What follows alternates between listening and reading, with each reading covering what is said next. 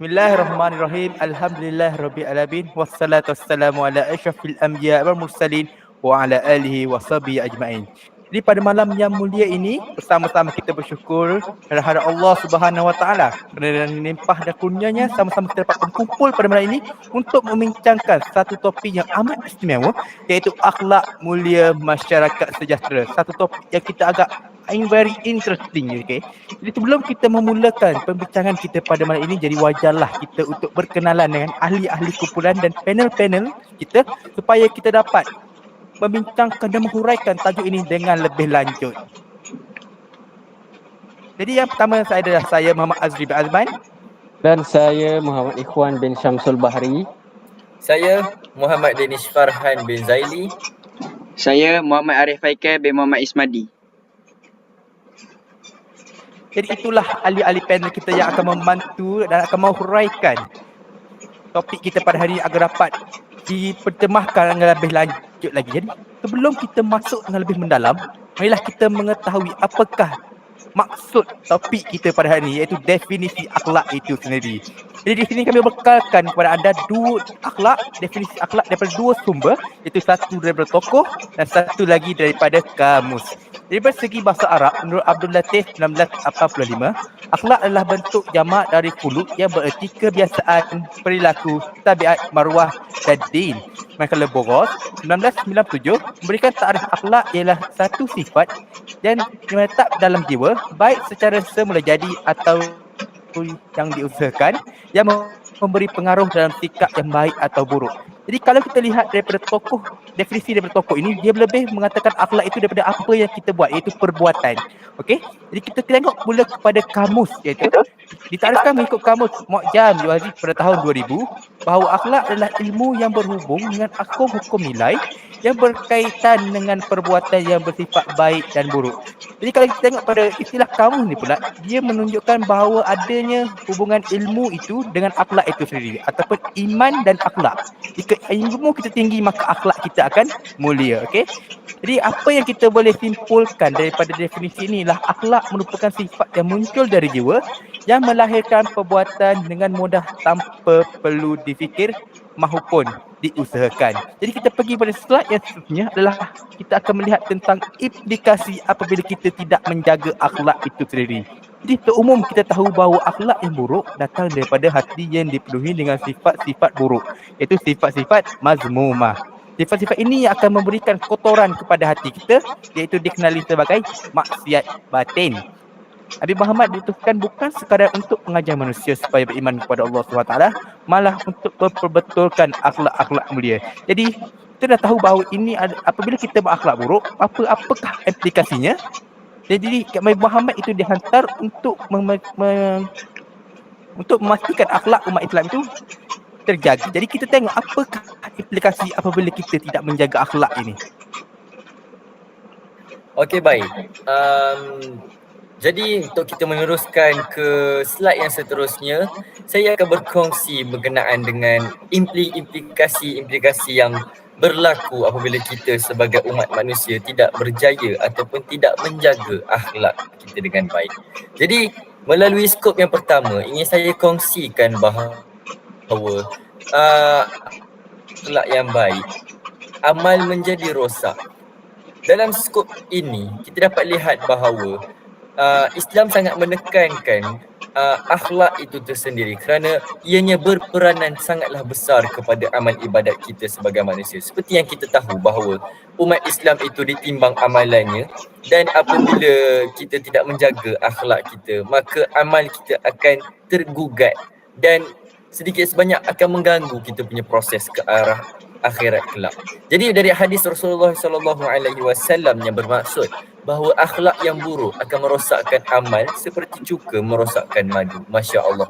Kadang-kadang ramai orang yang memandangnya dengan yang begitu mudah, mengambil mudah, memandang enteng dengan perkara-perkara sedemikian. Akan tetapi hadis Rasulullah telah menerangkan bahawa begitu besarnya peranan akhlak ini terhadap amal ibadat kita. Artinya segala amal soleh yang kita lakukan akan menjadi tidak berguna lagi jika kita mempunyai akhlak yang buruk amal yang rosak ini tidak akan mendatangkan apa-apa pahala kepada kita, dan apabila dihisap di mahsyar kelak, ia tidak akan memberatkan timbangan amal kita. Seperti yang saya katakan sebentar tadi, begitu besarnya peranan akhlak sehingga dia mampu menggugat kita punya perjalanan kita ke arah menuju ke syurga. Antara akhlak buruk yang merosakkan amal ialah hasad, dengki dan riak. Kita sedia maklum bahawa ini adalah golongan-golongan ataupun sifat-sifat yang kita anggap sebagai mazmumah. Jadi perlulah dijauhkan daripada kita dan bersihkan hati dan akhlak kita. Dari hadis Rasulullah SAW yang bermaksud bahawa dengki itu akan memakan amal baik sebagaimana api memakan daun yang kering. Begitu juga orang yang mempunyai perasaan riak dalam hatinya, sembahyangnya tidak diterima kerana hatinya juga dianggap tidak begitu bersih ketika beribadah. Okay, kita ke slide yang seterusnya. Okey, yang kedua pula, kita beralih kepada mati dalam su'ul khatimah. Masya Allah. Su'ul khatimah di sini adalah bermaksud kematian yang buruk. Dalam perjalanan seorang manusia itu, yang kita lihatkan adalah perjalanan akhirnya, iaitu mati. Sebelum mati itu, jika kita melakukan pelbagai perbuatan yang buruk, akan tetapi sebelum kita mati kita sempat untuk bertaubat, maka dengan izinnya Allah, cantiklah perjalanan kita. Dari kata-kata Imam Ghazali radhiyallahu anhu yang berkata, bermaksud bahawa jika seseorang itu tidak belajar ilmu tasawuf, maka dia akan mati dalam su'ul khatimah. Seseorang itu tidak boleh memperbaiki akhlaknya untuk menjadi lebih baik jika dia tidak mampu membezakan antara akhlak yang baik dan buruk. Pelajaran ilmu tasawuf adalah satu ilmu tentang akhlak dalam Islam. Hukumnya adalah fardu ain. Orang yang tidak belajar tasawuf tidak akan tahu bahawa akhlaknya itu adalah salah dan akan merugikan dirinya di dunia dan akhirat. Apabila dia mati dalam keadaan akhlaknya buruk, maka dia digolongkan di kalangan orang-orang yang mati dalam su'ul khatimah. Masya Allah, begitu besar sekali. Jadi kita beralih ke slide yang seterusnya. Maafkan saya ya, nampaknya kamera saya terjatuh seketika sebentar tadi. Tapi tak apa, insyaAllah kita akan teruskan kepada poin kita yang seterusnya. Implikasi apa tadi saya lupa. Implikasi apabila tidak menjaga akhlak. Okey. Kemudian yang seterusnya ialah tidak boleh masuk syurga. Kenapa tidak boleh masuk syurga? Akhlak yang buruk akan merosakkan amal kita. Itu salah satu punca lah kenapa kita punya amal akan hilang apabila kita melakukan akhlak yang buruk. Kenapa? Amal yang rosak ini tidak akan mendatangkan apa-apa pahala kepada kita, dan apabila dihisap di mahsyar kelak, ia tidak akan memberatkan timbangan amal kita. Seperti kita ketahui bahawa untuk kita masuk ke syurga Allah Subhanahu Wa Taala, kita haruslah timbangan amal kita itu melebihi daripada timbangan keburukan kita. Apabila timbangan keburukan kita melebihi timbangan amal, maka kita tidak akan dapat masuk ke syurga Allah, betul? Apabila timbangan amal kita ringan, ya, lebih ringan berbanding timbangan keburukan kita, bagaimanakah kita akan dapat memasuki syurga Allah? Seperti yang saya katakan tadi, jika tidak dapat memasuki syurga, ke manakah kita akan dimasukkan kelak? Tidak lain dan tidak bukan neraka. Na'udzubillah min zalik. Jawapannya ada dalam beberapa hadis Rasulullah sallallahu alaihi wasallam. Yang pertama, seorang wanita yang mengurung kucingnya sehingga mati. Kenapa ini merupakan salah satu akhlak yang buruk? Kerana wanita tersebut mengurung kucingnya sehingga mati. Daripada situasi ini, kita dapat lihat bahawa wanita ini tidak mengambil berat terhadap kucingnya. Betul? Dia menyiksa kucingnya dengan cara mengurung. Mungkin dia tidak memberinya makan langsung. Mungkin dia tidak menjaga kebajikan kucing tu dari segi kesihatan misalnya. Mungkin kucing tu terkena jangkitan penyakit dan tidak diambil rawatannya seterusnya, hingga menyebabkan kucing itu mati. Atau mungkin dia tidak memberi makanan dan mengurung kucing itu sehingga kucing itu mati kelaparan di dalam sangkar contohnya. Yang kedua, seorang isteri yang mengatakan kepada suaminya, aku tidak melihat satu kebaikan pun pada dirimu. Ini merupakan salah satu ayat yang saya rasa benar-benar boleh menjatuhkan ataupun menggugurkan, atau orang panggil itu meruntuhkan rumah tangga sesebuah keluarga itu. Kenapa? Kerana kita umum mengetahui bahawa seorang isteri itu haruslah menghormati, ya, menjunjung, menunduk kepada suaminya kerana syurganya terletak di bawah telapak kaki suaminya. Jadi apabila isteri berkata demikian, aku tidak melihat satu kebaikan pun pada dirimu. Jika kita fikir balik, apa perasaan yang akan dihadapi oleh sang suami? Mesti rasa sedih, betul. Mesti rasa kecewa, mesti rasa, kadang tu mungkin rasa marah pada isterinya kerana isterinya sanggup berkata sedemikian kepada suaminya, sedangkan si suami berusaha keras untuk mencari nafkah, ya, untuk mencari makan dan minum demi anak dan keluarga, anak dan isteri, ya, mencari tempat tinggal, mencari pakaian dan sebagainya. Saya tidak menyebelahi pihak suami sahaja. Saya juga menyebelahi pihak isteri sama-sama. Ya, suami juga tidak boleh berkata sedemikian. Aku tidak melihat satu kebaikan pun pada dirimu. Suami mengatakan sedemikian kepada isteri. Sama juga tidak boleh. Kerana dalam Islam sudah menetapkan bahawa suami dan isteri haruslah saling menghormati antara satu sama lain agar mencapai keharmonian dalam keamanan dalam rumah tangga tersebut. Jadi kita pergi kepada contoh yang ketiga. Seorang wanita yang sentiasa berpuasa di siang hari dan beribadah sepanjang malam, tetapi lidahnya suka menyakiti hati jiran. Yang ini kalau dalam logat Pahang tu orang panggil mulut pedah. Mulut pedah. Mulut pedah ni jenis orang cakap lepas, orang kata tu. Jadi walaupun kita ni, contohlah, walaupun kita ni solat tak tinggal, ya, kita selalu puasa sunat, kita selalu menunaikan solat tahajud, ya, Lailatul Qadar dan sebagainya, tetapi kita mengumpat orang.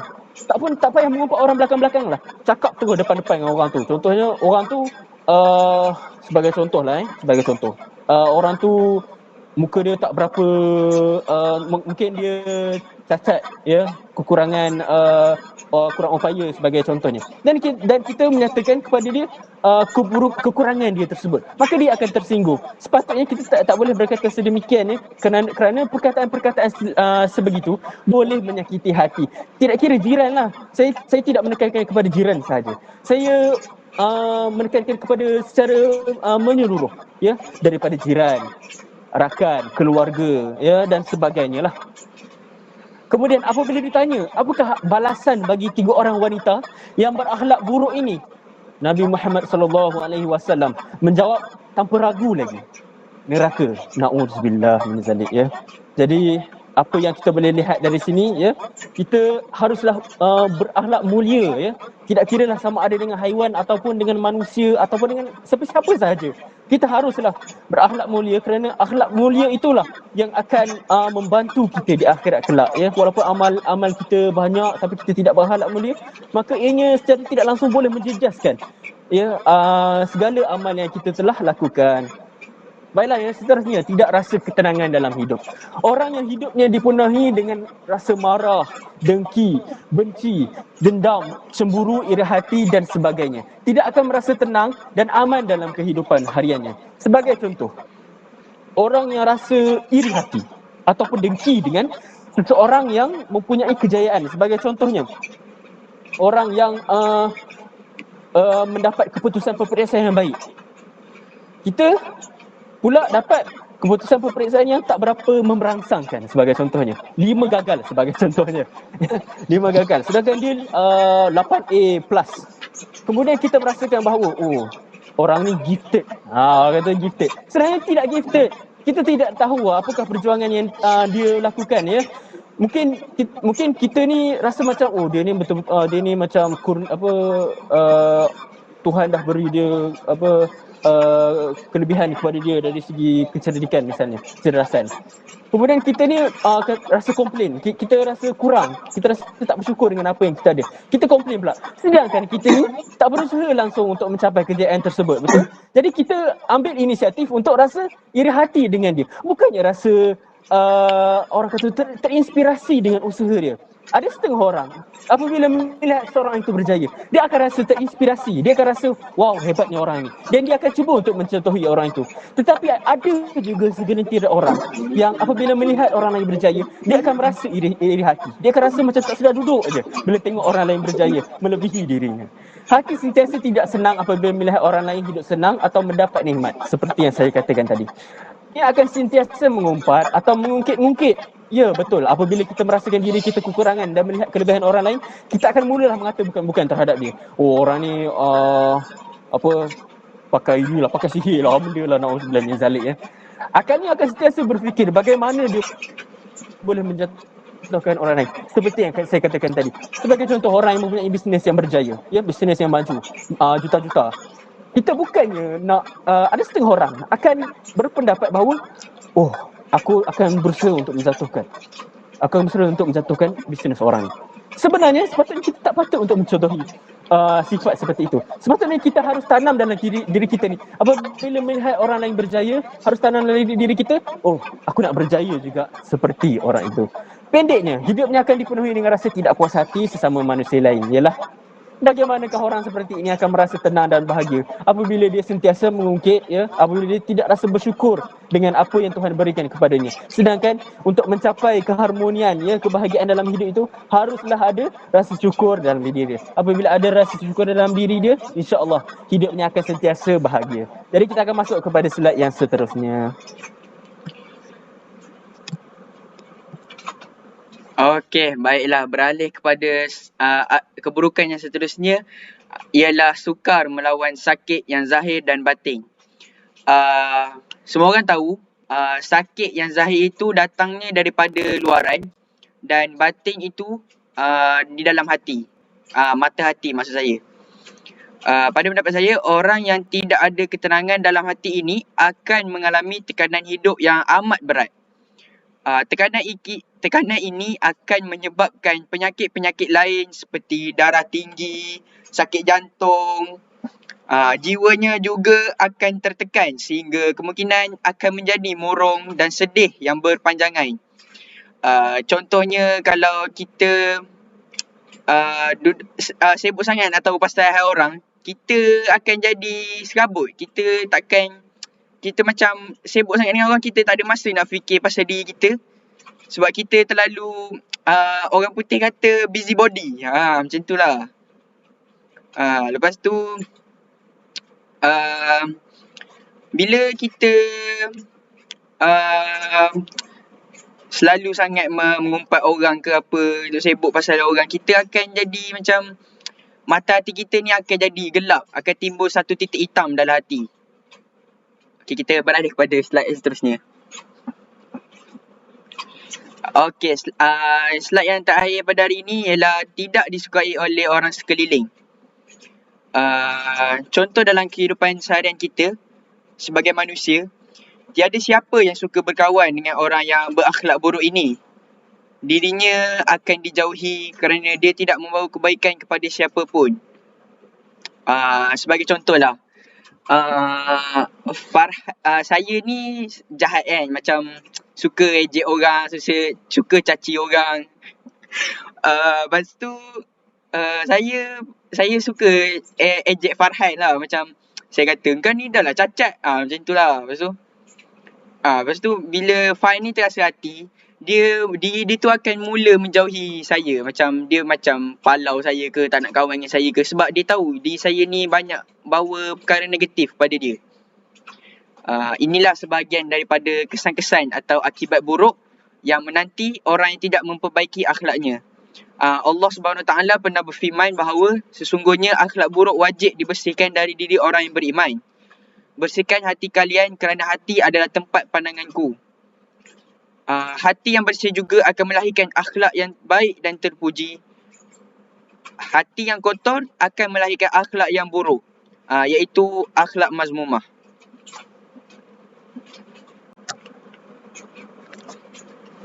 Jadi kita melihat bagaimana implikasi kesan daripada mengamalkan akhlak buruk, iaitu daripada aspek dunia dan juga akhirat, bukan saja daripada aspek kesihatan dan juga aspek sosial. Jadi kita lihat implikasi kesan daripada akhlak buruk ini sangatlah meluas, ya. Kita lihat sangat meluas dalam beberapa aspek. Jadi kita dah tahu bahawa akhlak ini merupakan perkara yang tidak boleh dipaksa. Maksudnya perkara yang perlu dilakukan secara konsisten dan berulang kali, ataupun dalam bahasa Arab panggil istiqamah, okey. Dan satu lagi, dia perlu dilakukan tanpa paksaan. Jadi kalau paksa itu bukanlah kita bagi akhlak yang mulia. Kita hangat ayam saja. Itu yang kita buat untuk lepaskan daripada situasi-situasi yang kita inginkan. Jadi pada slide yang seterusnya, kita akan melihat bagaimana langkah-langkah untuk kita memelihara akhlak-akhlak terpuji dan juga untuk kita amalkan akhlak-akhlak terpuji itu dalam diri kita sendiri supaya kita ni mendapat apa? Mendapat ketenangan daripada Allah Subhanahu Wa Taala, dan juga kita ni dapat menjadi umat Islam yang lebih berilmu, berakhlak mulia. Jadi kita akan pergi kepada slide yang tersedia yang akan diterangkan oleh panel-panel kita. Baiklah. Di slide yang pertama ini, saya akan berkongsi mengenai antara kita punya langkah-langkah untuk mengatasi. Seperti yang saudara Azri katakan sebentar tadi, saya tertarik apabila beliau menyebut mengenai istiqamah. Jadi dia berkaitan dengan tajuk yang ingin saya ceritakan, bahawa bertaubat dan berazam tidak mengulanginya lagi. Sebagai seorang manusia biasa, kita tidak langgang daripada melakukan dosa, tidak lari dari melakukan kesilapan. Jadi antara cara kita untuk membaiki diri kita adalah kita bertaubat dan berazam tidak mengulangi lagi. Setiap manusia pernah yang namanya berbuat salah. Bahkan mereka yang dicap sebagai orang baik pun tidak luput yang namanya dosa. Sedangkan orang yang baik terkininya untuk tak melakukan dosa, kerana kita ini manusia biasa, kita tidak bermaksud. Dosa yang dibiarkan berlalu-lalu dan sebenarnya dilakukan merupakan hal yang buruk yang harus dijauhi. Jadi bila seseorang Allah melakukan kesilapan, melakukan dosa, Allah itu berkata bahawa aku sangat suka bahawa hamba-Mu memohon ampun kepada-Mu. Jadi kita sebagai manusia, Allah yang mencipta kita. Kita ni seorang hamba yang memang kerap melakukan dosa. Tapi yang membezakan antara manusia dan manusia yang lain adalah di mana kita sedar kesilapan kita dan kita tak main meminta ampun, dan kita rajin memohon bersujud pada Allah Subhanahu Wa Taala. Taubat merupakan kembalinya manusia dari berbuat buruk ke arah yang lebih baik, kerana sifat-sifat sekelak-kelak yang kembali bersih dengan sifat-sifat sekelak-kelak yang baik melalui jalan Allah, akhlak dan semakin meningkat. Bagi mereka yang bertaubat dengan bersungguh-sungguh, Allah akan maafkan kesalahannya telah diperbuat. Allah menyatakan dalam ayat bahawa Allah sendiri mengampuni dan cinta. Walaupun berkali-kali kita buat dosa dan kita buat taubat, kita tahu buat taubat itu perkara yang biasa dan menjadi kewajiban dan keamanan kepada kita sebagai manusia yang gerak melakukan dosa ini. Jangan malu dengan Allah. Sedangkan kalau saya ingin berpesan kepada semua umat Islam, jangan malu untuk memohon ampun dengan Allah, kerana kita perlu sedar bahawa kita ini manusia biasa. Bagi kita sekali yang seterusnya. Sekali lagi maafkan saya. Ya, berbahasa saja. Baiklah. Berbahasa saja. Berbahasa dengan asas baik pada diri serta pada orang lain. Mereka yang ada putus asa umumnya cenderung berprasangka kepada sesuatu. Ini adalah kita dengar tuan-tuan orang lain apabila mereka tidak dapat mencapai sesuatu yang mereka inginkan itu, maka malah mereka menyalahkan takdir. Sebagai contoh, apabila kita tidak mendapat keputusan bahagian dalam perasaan, kita kebanyakan orang untuk menyalahkan takdir. Kenapa Tuhan tak bagi aku A?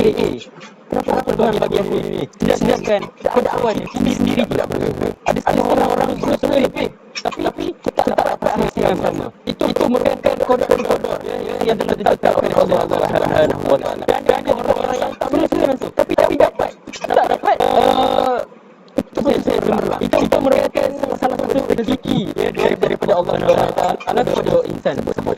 Sebab optimis dan tidak berputus asa melakukan cara dalam bersangka baik pada saat seperti saya katakan tadi, sentiasa bersangka baik terhadap apa ujian yang datang daripada kita. Walaupun kita rasa ujian itu sangat daripada kita, walaupun rasa macam kuku lagi dengan ujian Allah bagi kita ni, jangan bersangka baik bahawa segala ujian yang Allah beri kepada kita sebagai tanda Allah yang kepada kita. Sebagai tanda Allah nak uji kita untuk jadi orang insan yang lebih kuat untuk hadapi ujian-ujian yang akan datang. Segala sesuatu yang telah Allah tentukan adalah jalan yang terbaik bagi kita.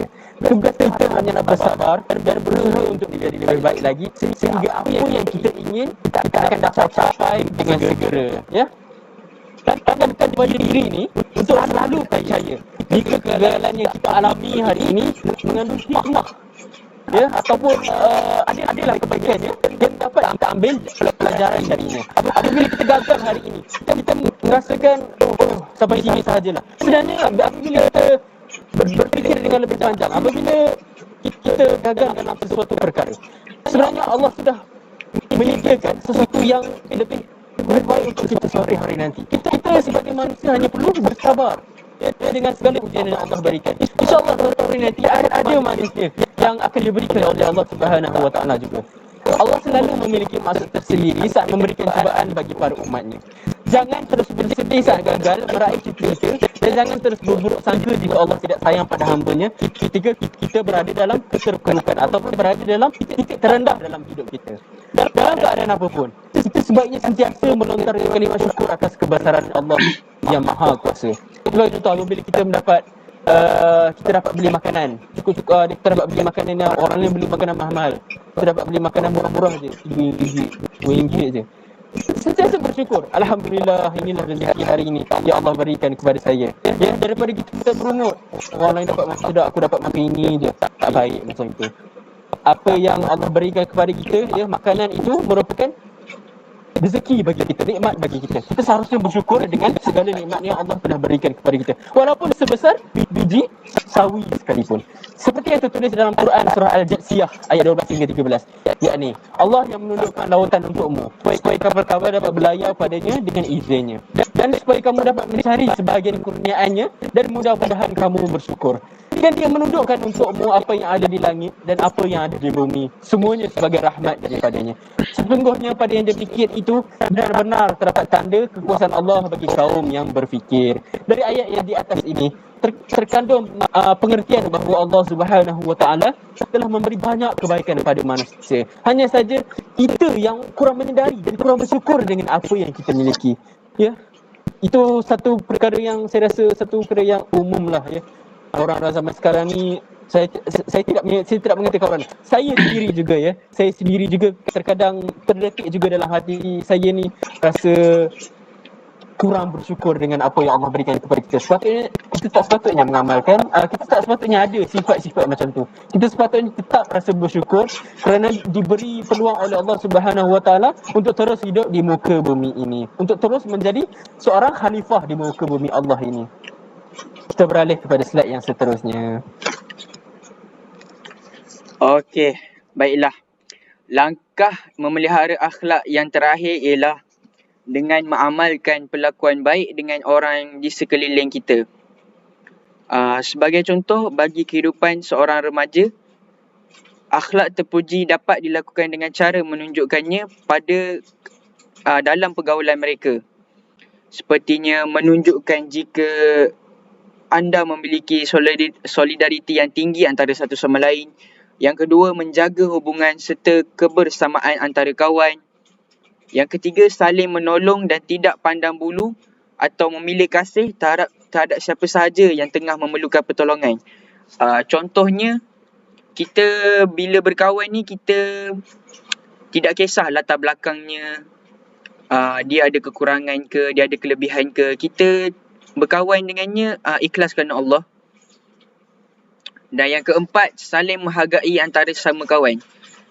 Sebagai contohnya, kita berkawan, kita kenalah menghargai mereka sebagaimana mereka menghargai kita. Jikalau mereka tidak menghargai kita, kita tidak perlu untuk membalas keburukan kepada mereka. Seelok-eloknya kita berbuatlah kebaikan seperti akhlak Nabi Muhammad SAW. Dan yang terakhir, memiliki jiwa kepahlawanan dengan cara menunjukkan sikap keberanian serta mahu berkorban untuk kebaikan.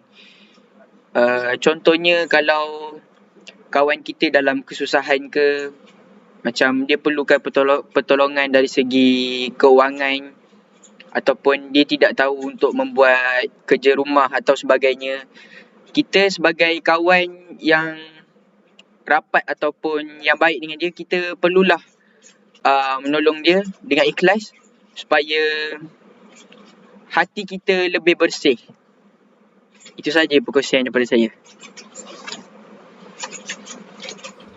Okey, jadi itulah apa yang kita boleh dapatkan daripada hasil perbincangan kita pada hari ini yang telah dihuraikan oleh panel-panel kita sekalian. Jadi apa yang boleh saya rumuskan atau kita rumuskan daripada perbincangan kita pada hari ini ialah akhlak ini adalah satu perkara yang amat penting dalam hidupnya manusia. Dan kisahlah untuk dalam pelbagai aspek, samalah sosial, kesihatan, dunia ataupun dan akhirat. Jadi kita telah mengetahui apakah itu implikasi-implikasi dia, apakah langkah-langkah yang boleh kita ambil supaya memelihara akhlak kita itu. Jadi walaupun perbincangan kita pada hari ini mengkhususkan kepada individu, tapi kita mengetahui bahawa untuk melahirkan satu masyarakat atau yang berakhlak mulia, kenalah bermula daripada setiap individu Muslim itu sendiri. Jadi daripada setiap individu Muslim itu berakhlak mulia, maka keluarga akan berakhlak mulia. Kalau keluarga akhlak mulia, maka masyarakat juga akan berakhlak mulia. Jadi nampaknya masa telah mencuburi kita dan kita pun sudah berada di akhiran dan penghujung perbincangan kita pada hari ini. Jadi sebelum kita mengakhiri majlis kita pada hari ini, izinkan saya mengakhirinya dengan serangkap pantun. Supaya mudah berjalan jauh, bawah bekal banyak-banyak.